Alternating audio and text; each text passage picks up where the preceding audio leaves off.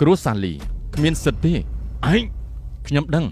អស់លោកទាំងអស់គ្នាដែលនៅទីនេះសុទ្ធតែចង់សង្កត់ខ្ញុំប៉ុន្តែអស់លោកគ្មានលក្ខណៈគ្រប់គ្រាន់ទេបានហើយលៀមឈិនលោកលេងអស់ចិត្តហើយនៅពួកគាត់ទាំង3គឺជាតំណាងឲ្យអំណាចនិងឋានៈខ្ពង់ខ្ពស់បំផុតប្រឆាំងជាមួយគាត់មានន័យថារកស្លាប់ដោយខ្លួនឯងហើយគ្រួសារទាំង3នៅចំពោះមុខខ្ញុំតូចតាចដោយស្រមោចសង្អាឆ្លើយណាស់សម្ដីឆ្លើយធ្វើដាក់អ្នកគ្មានកំហុសនាងដឹងថាពួកគេធ្វើអីទេលឹមឈិនមិនស្មានថាលោកថោកទាបយ៉ាងនេះសោះមានរឿងអីលោកមករកខ្ញុំចុះកុំធ្វើបាបអ្នកផ្ទះរបស់ខ្ញុំអីអ្នកផ្ទះពេលនេះគ្រាន់តែទុកឱកាសខ្ញុំបកស្រាយក៏នាងមិនព្រមដែរមានអ្វីត្រូវបកស្រាយទៀតឬមួយប្អូនប្រុសរបស់ខ្ញុំមួយបង្កាច់លោកមែនទេនៅក្នុងកែវភ្នែកនាងខ្ញុំគឺជាមនុស្សឆេវឆាវដល់ម្លឹងផងបើកុំតែពួកគេបង្ខំខ្ញុំរហូតខ្ញុំមិននឹងធ្វើអីគេទោះបីហេតុផលយ៉ាងណាលោកមិនគួរលើកដៃវាយគេទេឥឡូវលោកបញ្ញាប់សុំទោសម៉ាក់របស់ខ្ញុំនិងប្អូនប្រុសរបស់ខ្ញុំភ្លាមទៅ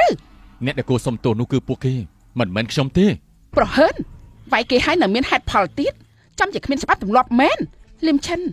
អញ្ចឹងលោកក៏បន្ទោសខ្ញុំថាខ្ញុំលែងគួរសមបានលោកទីបំផុតខ្ញុំយល់ហើយហេតុអីបានជាអ៊ីយ៉ានសុកចិត្តលេងលះឯងចាំជាភក់បុកចិញ្ចាំងមិនកើតមែនយប់នេះគឺជាយប់ដែលអ៊ីយ៉ានគោរពលោកគ្រូឡើងជាគ្រូឯ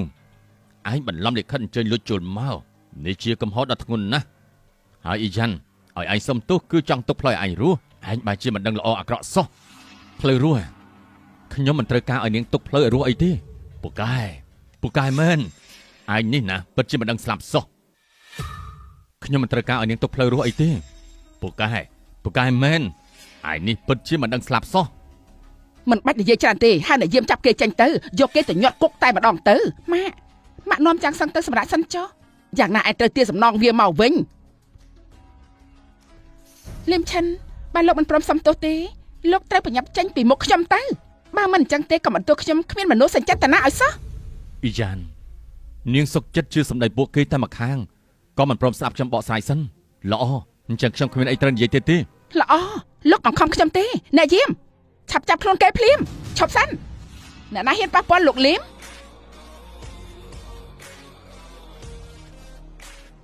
គ្រាន់បើមែនលៀមឈិនចេះតែឆ្ងល់មិនបានជាលោកថ្លើមធំហ៊ានទះកំភ្លៀងប្អូនម្ចាស់ខ្ញុំតាមពិតនៅពីក្រោយខ្នងលោកមានបីសាច់កញ្ជ្រងនេះសោះលោកនៅតែមិនភ្ញាក់រលឹកនាំមនុស្សតូចទាបចូលក្នុងកម្មវិធីជប់លៀងម្ចាស់ខ្ញុំអូយនាងហ៊ានទះខ្ញុំផងហ៎ទះនាងចាំបាច់រើថ្ងៃដែរហ៎នាងហ៊ានទះខ្ញុំផងហ៎ទះនាងចាំបាច់រើថ្ងៃដែរខ្ញុំធ្លាប់ប្រមានហាញ់តាបើហ៊ានមិនគោរពលោកលៀមទៀតខ្ញុំហែកមាត់នាងឲ្យរយះលៀមឈិនថ្ងៃនេះលោកមានចេតនានាំមនុស្សមកបង្ករឿងនាងថាយ៉ាងម៉េចគឺអញ្ចឹងហើយគេម្នាក់នេះគឺជាប្តីមុនរបស់ទៀតចម្បាំងអ៊ីយ៉ានឬថាអាម្នាក់នេះមិនត្រឹមតែស៊ីច្រើនខ្ជិលធ្វើការហើយថែមទាំងលួចមានស្រីខាងក្រៅទៀតទេពចម្បាំងអ៊ីយ៉ានដោយសារតែបង្ខំចិត្តទើបលេងលះជាមួយគេមិននឹកស្មានថាប្រុសម្នាក់នេះមិនចេះខ្មាស់អៀនហ៊ាននាំស្រីកំណានមកអុកលោកដល់ទីនេះខ្លួនឯងក្បត់គេហើយនៅមានមុខមកបង្ករឿងទៀតចំជាអត់គេខ្មាស់មែនលឹមឈិនអញចំជាប្រហិនមែនពិធីគោរពគ្រូថ្ងៃនេះគឺសុទ្ធតែអ្នកមានមុខមានមាត់មកអបអរគឺសុទ្ធតែជាអភិជននៅចេញលិញឯងបែរជាមកបង្ករឿងមានន័យថាឯងចង់ស្លាប់ខ្លួនឯងបើសិនជាឯងព្រមលុតជង្គង់ប្រហែលជាលេងអីលឹមឈិនលោកស្ដាប់បានហើយនៅបញ្ញាប់លុតជង្គង់ភ្លាមទៅចុះបើសិនជាខ្ញុំមិនលុតជង្គង់អាចធ្វើឲ្យខ្ញុំបានអញ្ចឹងក៏បន្ទោសខ្ញុំលេងគួរសមអ្នកយាមតើអ្នកណាហ៊ានលឹមឈិនបើគិតទៅណានៅចេញលិញឯងគឺជាមនុស្សតែម្នាក់គត់ដែលខ្ញុំធ្លាប់ជួបហ៊ានក្អេងក្អាងមិនស្គាល់ស្លាប់ចង់ប្រឆាំងជាមួយអភិជនស្រីម្នាក់នេះបើតាមមើលរឹកពីគួរតែមកពីគ្រួសារអភិជនណាមួយត្បិតតែខ្ញុំមិនដឹងថាហេតុអីបានជានាងជួយអាចចង្រៃនេះតែមានរឿងខ្លះខ្ញុំចង់ប្រាប់នាងអាម៉ាស៊ីននេះវាគឺជាមនុស្សអត់ប្រយោជន៍នាងច្បាស់ហើយដើម្បីវាចង់ធ្វើជាសត្រូវមនុស្សនៅទីនេះទាំងអស់លោកឯងជាស្អីហ៊ានប្រឆាំងជាមួយលោកលឹមផងហ៎ល្អណាស់អ្នកទាំងពីរចំជាក្អេងក្អាងដូចគ្នាមិនទុកគ្រួសារអភិជនទាំង4ក្នុងកែបភ្នែកសោះអ្នកប្រុសលីមិនបាច់និយាយច្រើនទេគ្រួសារចៅខ្ញុំព្រមចេញមុខដេញគេចេញពីកម្មវិធីនេះតើលោកកំពុងតែព្រួសអីហ្នឹងថ្លើមធំគាត់ជាម្ចាស់គ្រួសារចៅក្នុងចំណោមគ្រួសារធំទាំង4នៅជីងលីងគាត់ស្រែកតែមួយម៉ាត់អាចធ្វើឲ្យលោកឈរជើងក្នុងពិភពចំនួនជីងលីងលេងបានគ្រួសារចៅបើលោកចង់ចេញមុខយ៉ាងនេះខ្ញុំបំពេញបំណងលោកចុះ3នាទីធ្វើឲ្យគ្រួសារចៅខ្សែធនថាម៉េចស្ដាប់មិនច្រឡំទេគេហ្នឹងធ្វើឲ្យគ្រួសារចៅខ្សែធនលឹមឈិនលោកមិនស្គាល់ពីអំណាចរបស់គ្រួសារចៅធំប៉ុណ្ណាទេនៅជីងលីងនេះមិនទាន់មានអ្នកណាហ៊ានធ្វើឲ្យគ្រួសារចៅខ្សែធនទេលោកគ្រាន់តែជាសម្រាមដូចជាជ្រុលពេកហើយទេដឹងនៅ2នាទីទៀត លឹមឈិនឯងក៏មកធ្វើជាព្រះធ្វើជាខ្មោចនៅទីនេះខ្ញុំសួរឯងលុតឬក៏មិនលុតខ្ញុំប្រាប់ហើយលោកគ្មានសិទ្ធិទេ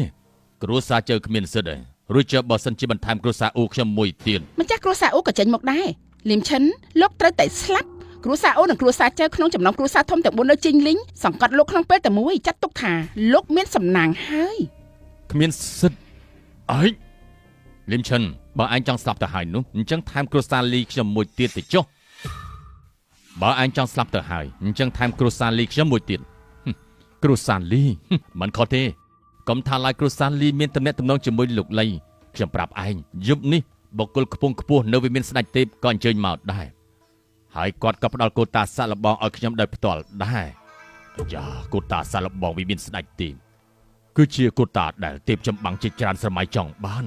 មិននឹកស្មានថាក្រោយខ្នងអ្នកប្រុសលីជាបុគ្គលខ្ពង់ខ្ពស់បែបនេះទេអ្នកប្រុសលីបើអាចឆ្លងកាត់ការវាយតម្លៃពីវិមានស្ដេចទេពបានទ្រព្យសម្បត្តិត្រូវការឡើងយ៉ាងខ្លាំងទទួលបានការពេញចិត្តពីវិមានស្ដេចទេពរួមផ្សំជាមួយឋានៈគ្រួសារលីកាន់តែខ្ពង់ខ្ពស់លើគេដល់ឋានៈអាចដឹកនាំជិញលីងទាំងមូលចាំមិនដែរលឹមឈិនឥឡូវបូកបន្ថែមគ្រួសារលីខ្ញុំ